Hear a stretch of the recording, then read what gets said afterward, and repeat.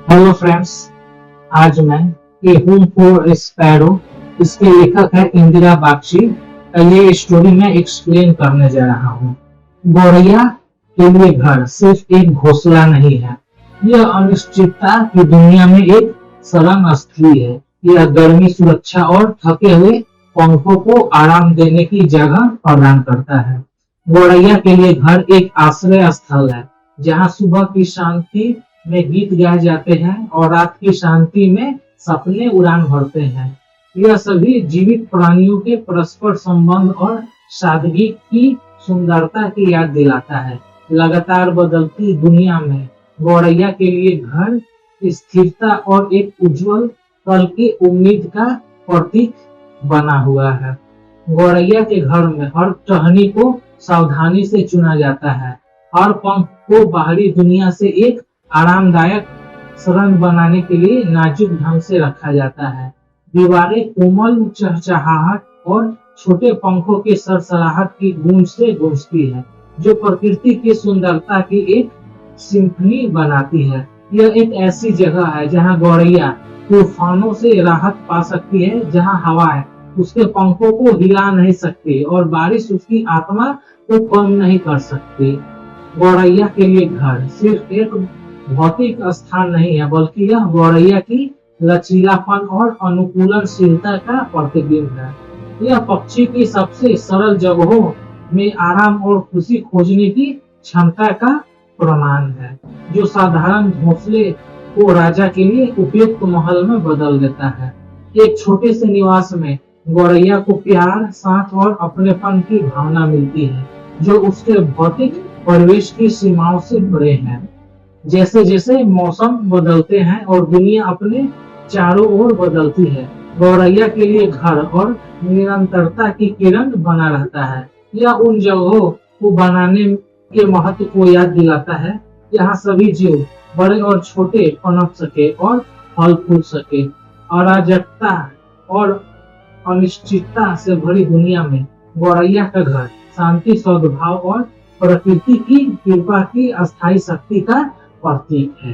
तो इसी के साथ हम लोग स्टोरी का एक्सप्लेनेशन करते हैं। A home for sparrow, Indira Bagchi. अगर आप लोग मेरे चैनल पर नए हैं तो चैनल को सब्सक्राइब करें, एक प्यारा सा कमेंट कर दें। अगर आपको मेरी वीडियो अगर अच्छी लगे तो अपने दोस्तों के साथ इसे शेयर करें और एक प्यारा सा कमेंट कर दे। इस स्टोरी का मैं बुक वर्क भी कराया हूँ, जो कि वीडियो के सेंटर के बाद मिलेगा, यानी कि आधा वीडियो के बाद आपको क्वेश्चन आंसर मिलेगा, आधा वीडियो एक्सप्लेनेशन का रहेगा। तो मेरा कहने का मतलब है, आप लोग वीडियो को ध्यान से देखिए और समझिए। चलिए स्टार्ट करते हैं। दादू, आई लव वॉचिंग बर्ड। एक बच्चा बोलता है अपने दादाजी से कि दादाजी मेरे को चिड़ियों को देखना काफी पसंद है। Look at that Neelkanth with shiny blue feathers. तब वो बच्चा एक नीलकंठ की ओर इशारा करता है और बोलता है कि इस नीलकंठ को देखो, इसका जो ब्लू रंग का चमकीला पंख काफी शानदार ढंग से चमक रहा है। एंड दैट वुडपीकर टेकिंग अवे, और वो रहा पटपड़वा जो अपने चोंच से क्या कर रहा है, इधर उधर चोंच मार रहा है। What beautiful and colourful bird, यानी कि ये जो चिड़िया है ना, काफी सुंदर और रंग बिरंगे चिड़िया है, जो देखने में काफी अच्छे दिख रहे हैं। ये बातें एक बच्चा अपने दादाजी से बोलता है। इट वाज संडे आफ्टरनून, यह रविवार के दोपहर का समय था। Amit and his grandfather set in their balcony enjoying the cool bridge, यानी कि संडे के आफ्टरनून अमित और उसके दादाजी अपने घर के बालकोनी में बैठे हुए थे और वे लोग ठंडी ठंडी हवाओं का आनंद ले रहे थे।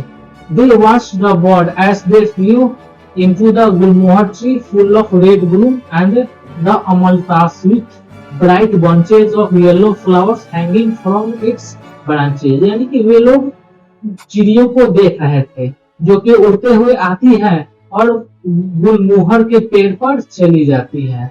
ये जो गुलमोहर का पेड़ वो लाल रंग के फूलों से पूरा भरा पड़ा है और अमलतास कि वहां पर भी पेड़ है, जहां पर उसकी जो बंचेस ऑफ येलो फ्लावर, जो कि अमलतास के फूल पीले रंग के होते हैं और गुलमोहर के लाल रंग के होते हैं। वे फूल उनकी शाखाओं पर लटके हुए हैं गुच्छों के रूप में। Amit could see crows, sparrows, parrots and quails, but his favorite were the Neelkanth and the woodpecker.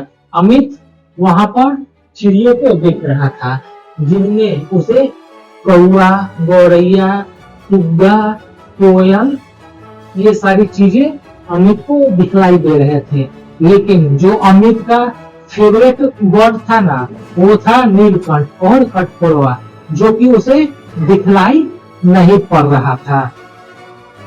Dadu look at those sparrows sitting in a row on the table. तब अमित अपने दादाजी से बोलता है कि दादाजी वो देखो, गौरैया को देखो, जो कि टेबल पर एक कतार में बैठे हुए हैं। यानी कि गौरैया को दिखाते हैं अमित अपने दादाजी से और बोलते हैं कि गौरैयों का एक समूह है जो कि तार पर एक कतार में बैठे हुए हैं, जो तार आसमान में लटका हुआ था।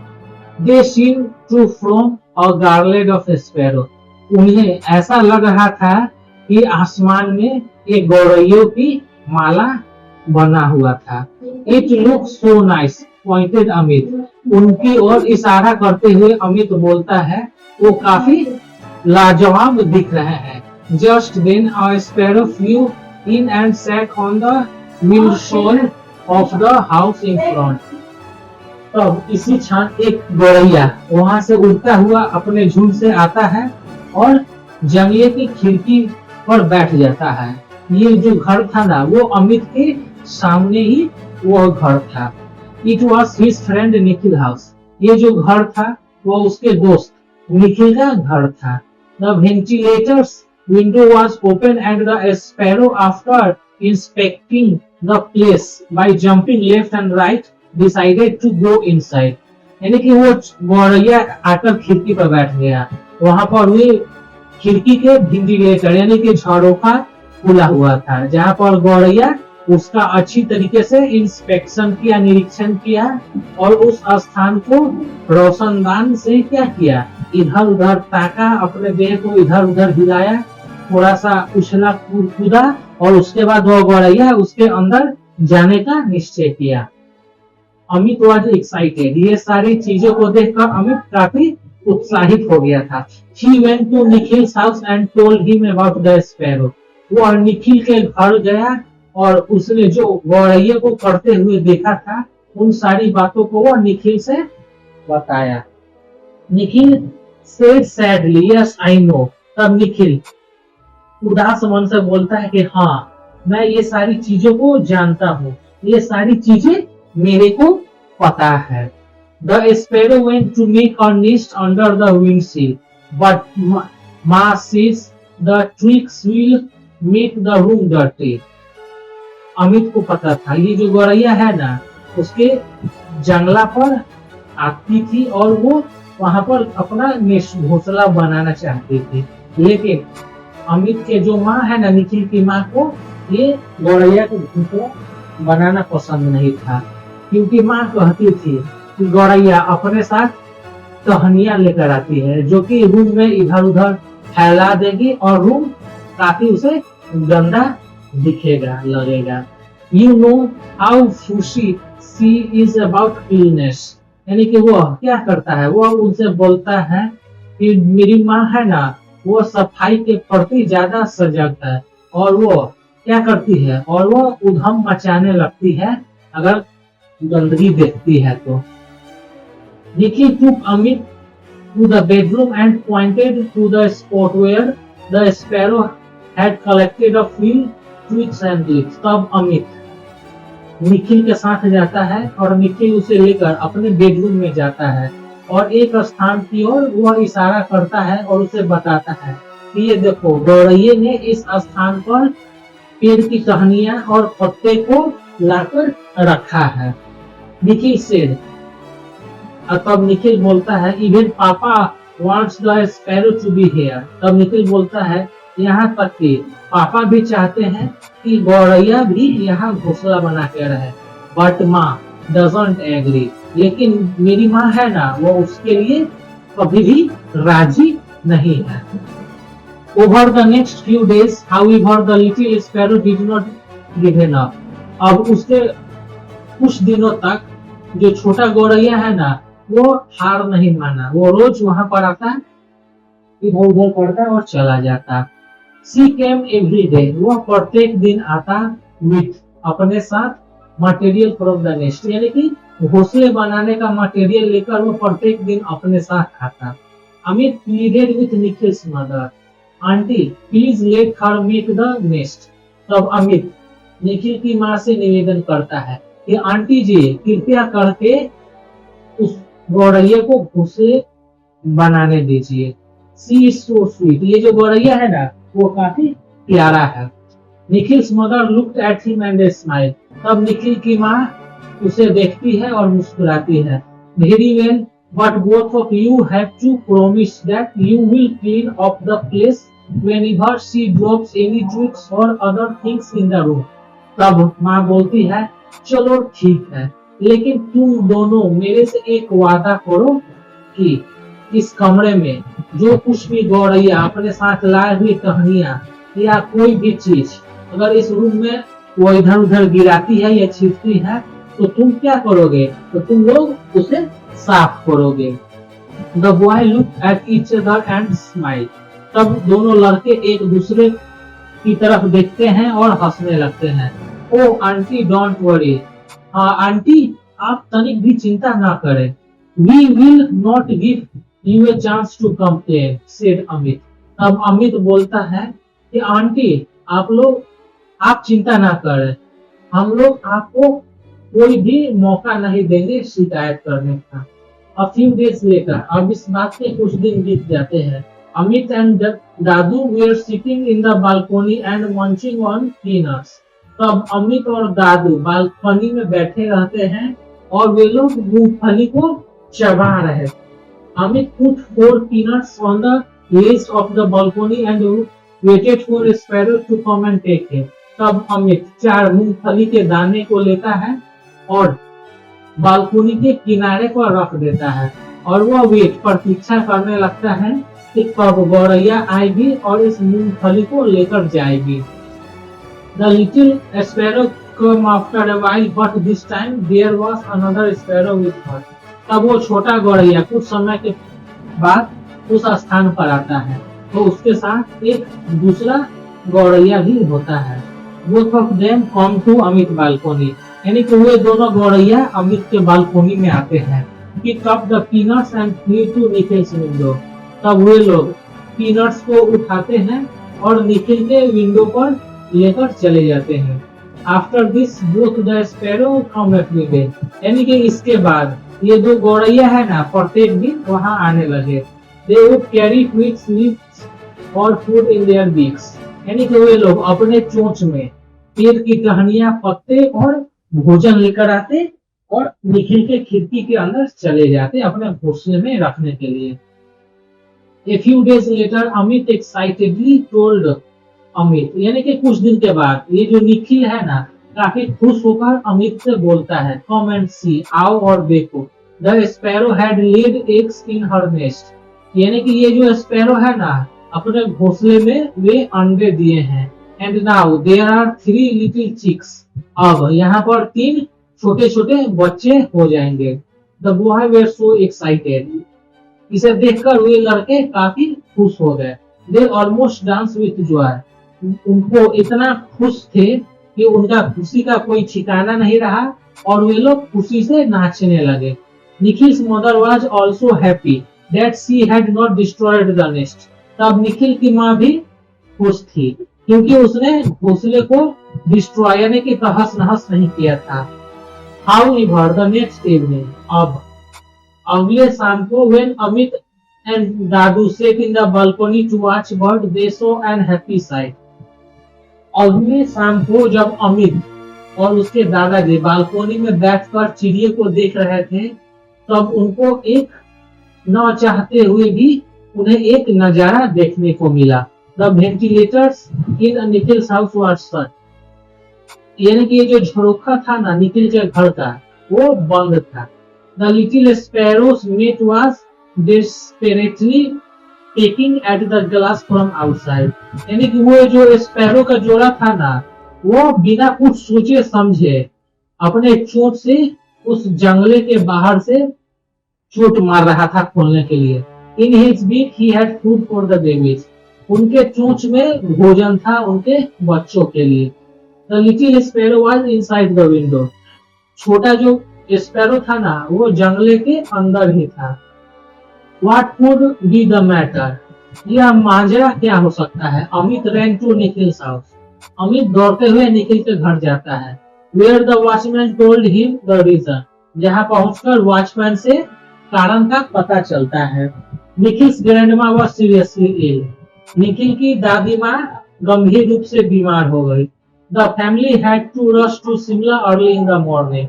तब उनका परिवार बहुत ही जल्दबाजी में सुबह सुबह ही शिमला की ओर वे लोग चल दिए थे दादी माँ का इलाज करवाने। अमित से टू द वॉचमैन। तब अमित वॉचमैन से बोलता है, look at those poor birds. यानी कि आप उन दो नादान पक्षियों को देखो। How can we help them? हम लोग उनकी मदद किस प्रकार कर सकते हैं? The chick will die if the sparrow can not feed. यानी कि ये जो बच्चे हैं ना, वो मर जाएंगे अगर गौरैया उनको भोजन नहीं कराती है तो। Then Amit had an idea. तब अमित के पास एक विचार आया। With the help of watchman. Watchman की सहायता से ही fetched a step ladder from his house. वो अपने घर से एक खिड़की को लेकर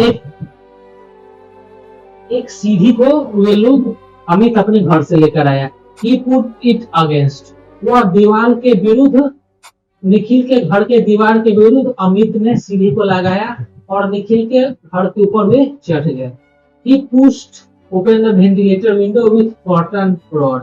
वे क्या किए? वे उस जंगले पर चढ़ गए और पर्दे के रॉड से वे लोग खिड़की को खोलने के लिए धक्का देने लगे। The man sparrow went inside। तब मादा स्पैरो जंगले के अंदर चला गया। Both the sparrow fed the baby। दोनों स्पैरो ने अपने बच्चे को भोजन कराया एंड लेटर फ्लू अवे। और बाद में वे लोग उड़ गए in search of more food. ज्यादा भोजन की तलाश में। Amit held on top of the world. अब अमित आनंद की सीमा के दुनिया के सबसे उच्च शिखर पर था। ये रहा बुक का एक्सप्लेनेशन। अब चलते हैं हम लोग क्वेश्चन आंसर की ओर। फिल द ब्लैंक्स, रिक्त स्थानों की पूर्ति करना। अमित को चिड़ियों को देखना पसंद था। अमित का फेवरेट चिड़िया का नाम नीलकंठ और वुडपीकर था। Sparrow entered Nikhil house through the ventilator. Nikhil की माँ क्या करती थी? वो कभी भी गंदगी नहीं देखना पसंद करते थे। निखिल की माँ यह चाहती थी कि ये जो ट्विक्स है ना, पेड़ की टहनियां, वे उनके रूम को डर्टी ना कर दे। निखिल की माँ क्या थी? क्लीननेस के प्रति काफी सजग थी। The watchman. अमित से बोलता है कि निखिल के माँ ग्रैंड माँ है ना, वो बीमार है, जिस कारण से वे उन्हें लेकर शिमला गए हैं। अमित फिश्ड और step ladder from his house to climb up and help the sparrow. Amit अपने घर से सीढ़ी को लेकर आता है और निखिल के घर के अगेंस्ट लगाता है, विंडो पर चढ़ जाता है और वेंटिलेटर को खोल देता है।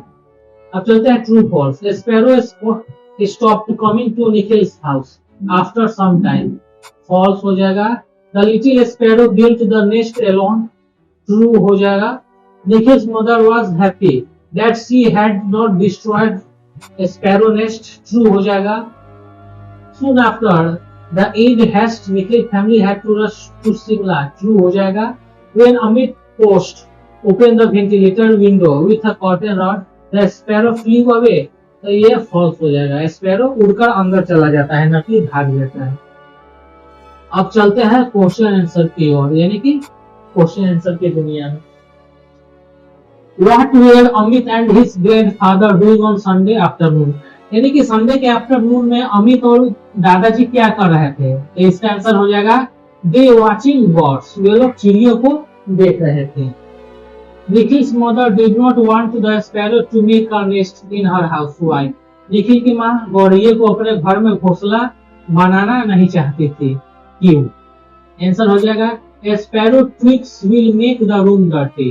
जो स्पैरो जो अपनी साथ टहनियां लेकर आते हैं ना, वे कमरे को गंदा कर देंगे, जिस कारण से उन्हें पसंद नहीं था।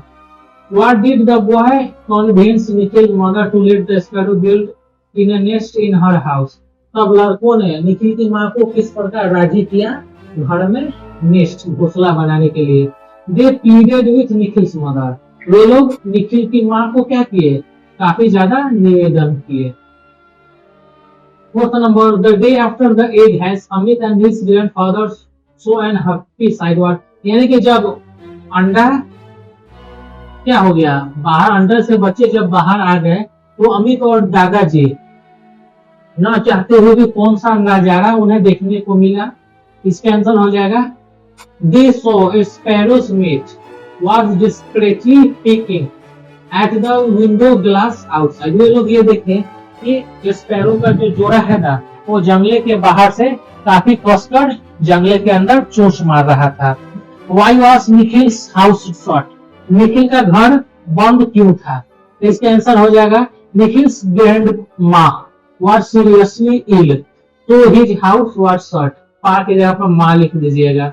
निखिल की जो दादी माँ है ना, वो गंभीर रूप से बीमार थी, इसलिए क्या था, उनका घर शॉर्ट यानी बंद था। ये ग्रैंड पा के जगह पर आप लोग ग्रैंड माँ लिख लीजिएगा।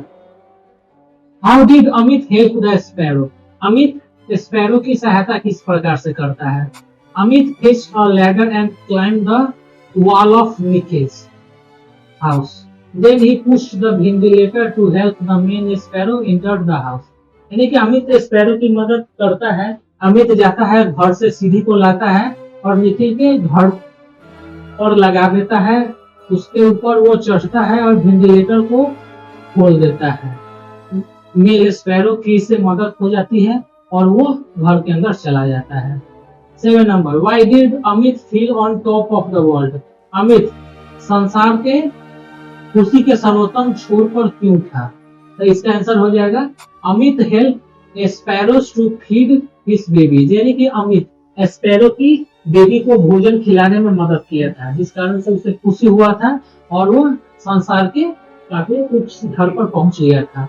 अब चलते हैं D number, complete the explanation. इस एक्सप्लेनेशन को हमें क्या करना है, कंप्लीट करना है। इसमें गुलमोहर, वुडपीकर, मार्केट, इन तीनों को लगाकर। Woodpecker is a bird, it make holes. Woodpecker चिड़िया है जो पेड़ में घोंसला बनाती है चोट चोट से मारकर। गुलमोहर का पेड़ क्या है, उसके फूल लाल और ऑरेंज रंग के होते हैं। मार्केट वो स्थान है जहाँ पर लोग चीजों को बेचते और खरीदते हैं। इसमें हो जाएगा ह्यूमिंग बर्ड क्या है, can fly backward. Humming bird पीछे की ओर उड़ सकती है। फ्लेमिंगो के पास पिंक फीदर होता है और लंबे पैर और गर्दन होती है फ्लेमिंगो। एयरपोर्ट वो स्थान है जहाँ पर विमान उतरता है और टेक ऑफ करता है। कैसल क्या है, मजबूत दीवार है जो कि दुश्मनों को उससे दूर रखता है। टर्टवाइज क्या है, टर्टवाइज के पास एक हार्ड राउंड शेल होता है। यानी कि टर्टवाइज के जो ऊपरी जो बाहरी आवरण होता है ना, वो काफी कठोर होता है। एस्ट्रोनॉट क्या है, जो स्पेसशिप से ट्रेवल करते हैं वो एस्ट्रोनॉट है। तो ये रहा डी नंबर। आप लोग वीडियो को पॉज कर इसे आप लोग नोट कर ले। अब चलते हैं ई नंबर, यानी कि जो सब्जेक्ट है ना उसमें अंडरलाइन मार देना है। The sparrow subject, Amit subject, Nikhil subject, boy subject, watchman subject, carpenter subject, police subject, Anu subject हो जाएगा। यानी कि sentence in which the subject is doer of the action is in the active voice. यानी कि sentence में किसी काम को करने वाला व्यक्ति ही, किसी एक्शन को करने वाला व्यक्ति हमारा सब्जेक्ट हो जाएगा, जो कि नाम या प्रोनाउन कुछ भी हो सकता है। एफ नंबर, इसमें क्या करना है, subject is not doing the action in this, underline the subject. यानी कि इसमें जो सब्जेक्ट कुछ भी नहीं कर रहा है उसको अंडरलाइन कर देना है। इसमें द नेक्स्ट कुछ नहीं कर रहा है, स्पैरो कर रहा है। द विंडो कुछ नहीं कर रहा है, the sparrows, the cake, the house, the door, the robots, the car. इसमें ये सारे सब्जेक्ट है, लेकिन ये कुछ भी नहीं कर रहे हैं। यानी कि जिस सेंटेंस में जो सब्जेक्ट रहता है वो कुछ नहीं करता है, वो हमारा पैसिव वॉइस हो जाता है, और जिसमें हमारा सब्जेक्ट कोई काम करता है वो एक्टिव वॉइस, जिसमें हमारा सब्जेक्ट कोई काम नहीं करता है वो पैसिव वॉइस हो जाएगा। वो ऑब्जेक्ट उसमें काम करता है।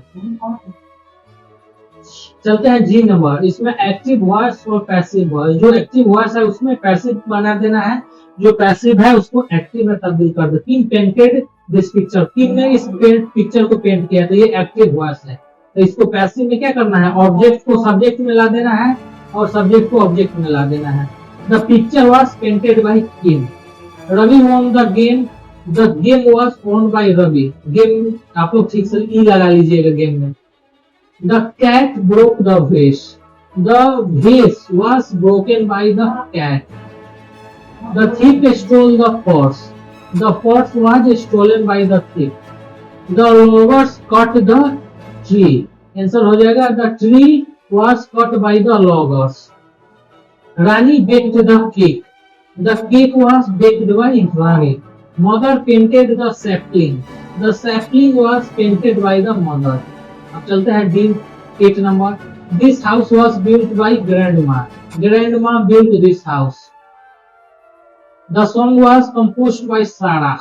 सारा composed the song. The dress was designed by Ritu. Ritu designed the dress. The patient was examined by the doctor.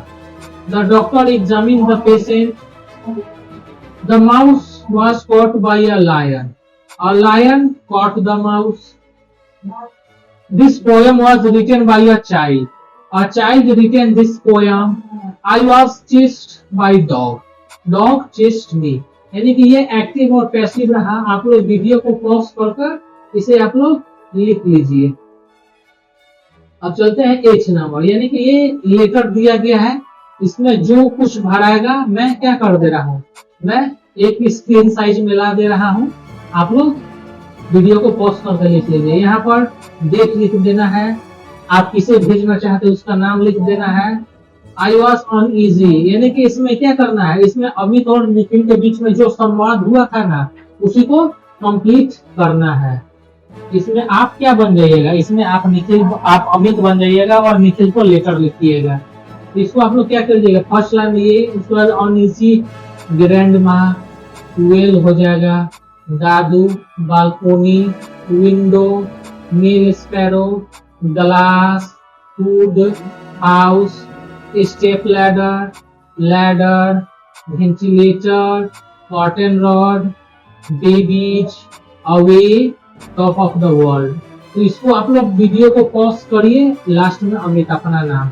आप लोग वीडियो को पॉज करिए, इसका स्क्रीनशॉट ले लीजिए।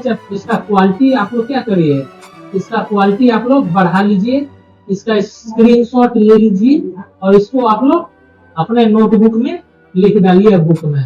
अब चलते हैं हम लोग आगे की ओर।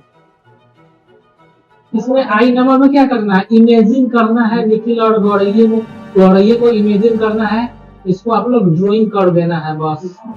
इसमें क्या करना है, इसमें डू एंड लर्न, ये रहा ऑस्ट्रिच रहा, ये है पेंगुइन है, ये है की है, ये है इनू है। यानी कि ये ऑस्ट्रिच से हल्का छोटा रहेगा लेकिन ऑस्ट्रिच की तरह ही है बस। ये क्या है, ये दो चिड़िया को क्या करना है, जो 300 साल पहले विलुप्त हो गई, उसको आप लोग नेट वगैरह से क्या करना है, देखना है और ठीक ऐसे ही चिड़िया का तस्वीर बना देना है।